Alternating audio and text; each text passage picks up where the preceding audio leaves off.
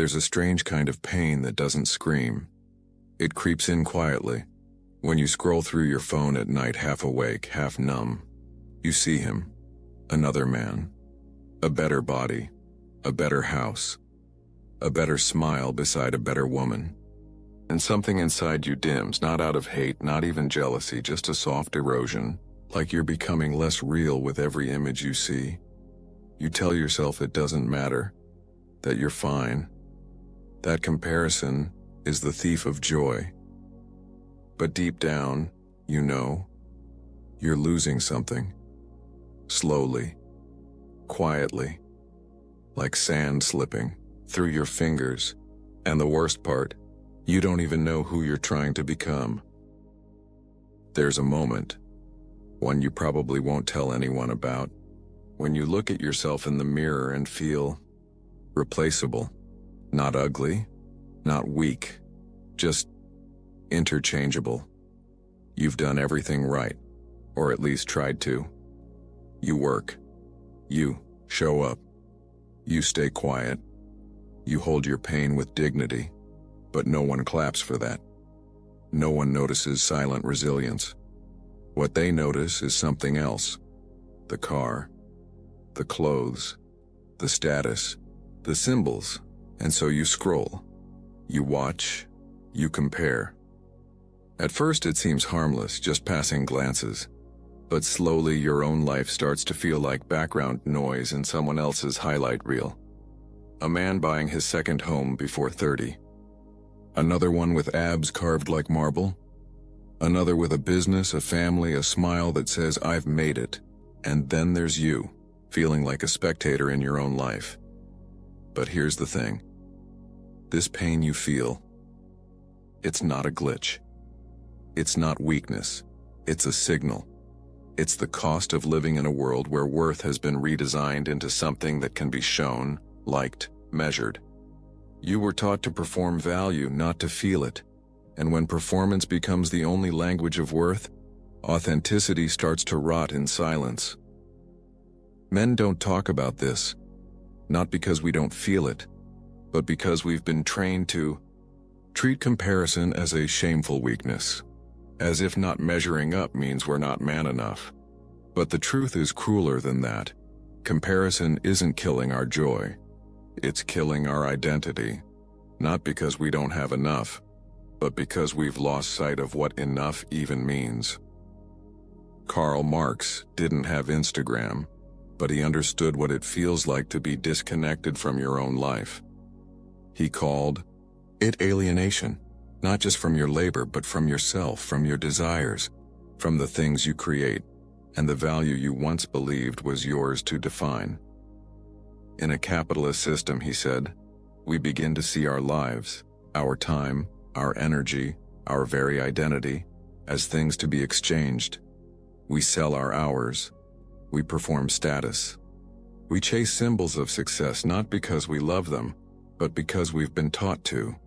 And worse, we compare, relentlessly. But here's the twist Marx saw before the algorithms ever existed. The system wants you to compare. Because the more you compare, the more you feel lack. And the more you feel lack, the more you consume.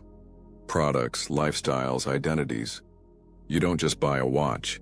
You buy the image of a man who matters. This is what Marx called the fetishism of commodities. The idea that objects are no longer just objects. They carry meaning, power, identity. A car isn't just a machine, it's a measure of success. A job title isn't just a role, it's a statement of worth. And when your identity is built on what you display, your soul starts to disappear behind the display.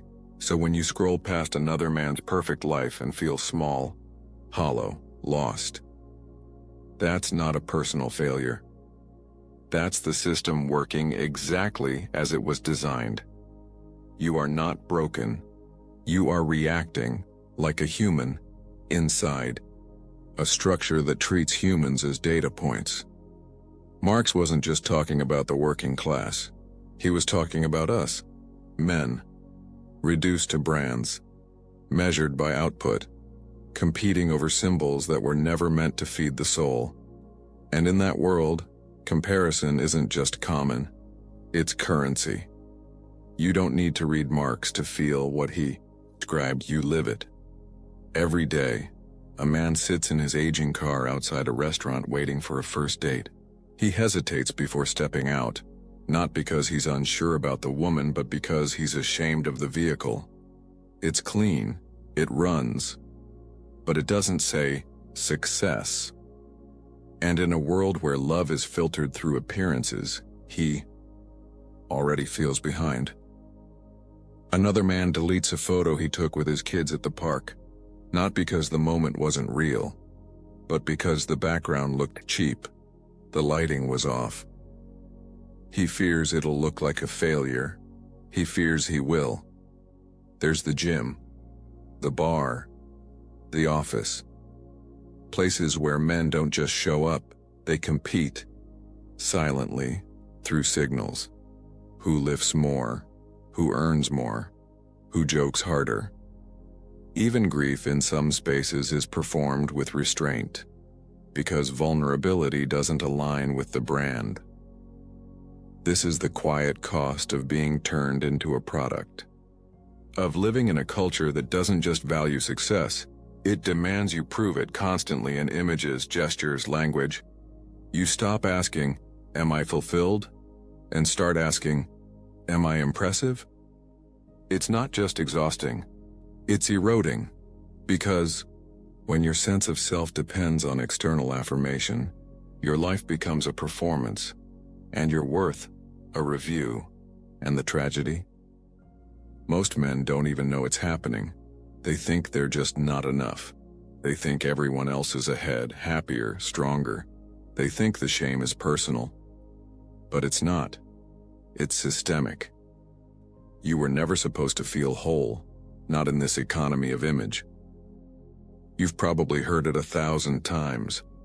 Stop comparing yourself to others. Focus on your journey. Just be grateful. It sounds right. It even feels noble. But it doesn't work. Not really. Because it misses the deeper truth. We were never given a neutral stage to just be ourselves. We were born into a field, crowded with symbols, expectations, and rules we didn't write. Pierre Bourdieu called this the social field, a space where every move we make carries meaning, where our clothes, accents, bodies, jobs, all become markers. You don't just walk into a room, you enter a hierarchy. You're read, measured, ranked, and no amount of mindset coaching can erase that structure. So when someone says, "Don't compare," they're asking you to ignore the very logic of the system. It's like telling a fish not to feel wet. The truth is, men don't compare themselves because they're weak. They compare because the world has made value visible, marketable, quantifiable, and in that visibility, intimacy dies. What used to be private, your doubts, your hopes, your failures, has now become public currency. And to survive in that space, you perform. Even healing has become a brand. Be the best version of yourself, they say, but they don't tell you who gets to decide what best looks like. And so, even in self-improvement, the game continues. The symbols just change. You move from comparing cars to comparing mindsets, from chasing status to chasing enlightenment.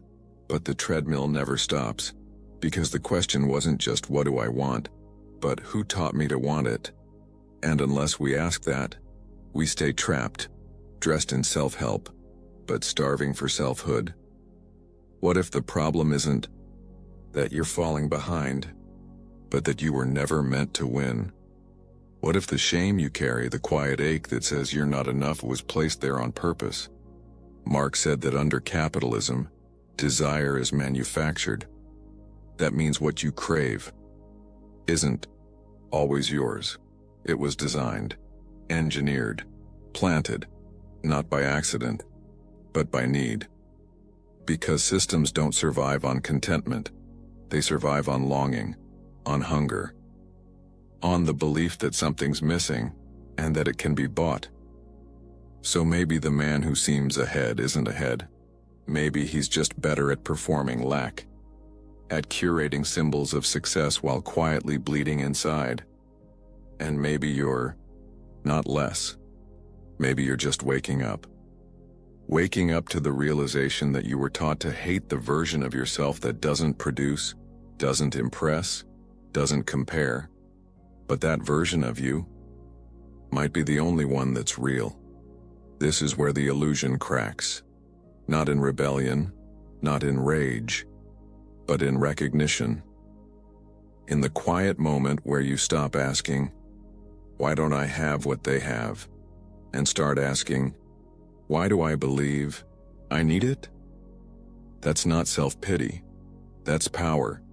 Because once you see the structure, you stop blaming yourself for not fitting into it.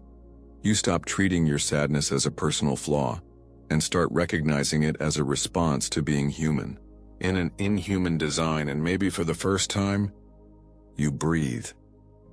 Not because you've won, but because you no longer need to.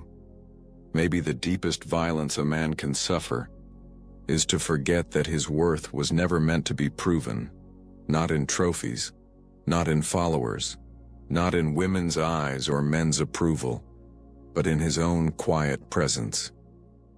In his ability to exist without auditioning for a role he never asked to play. We talk about being a man like it's a performance.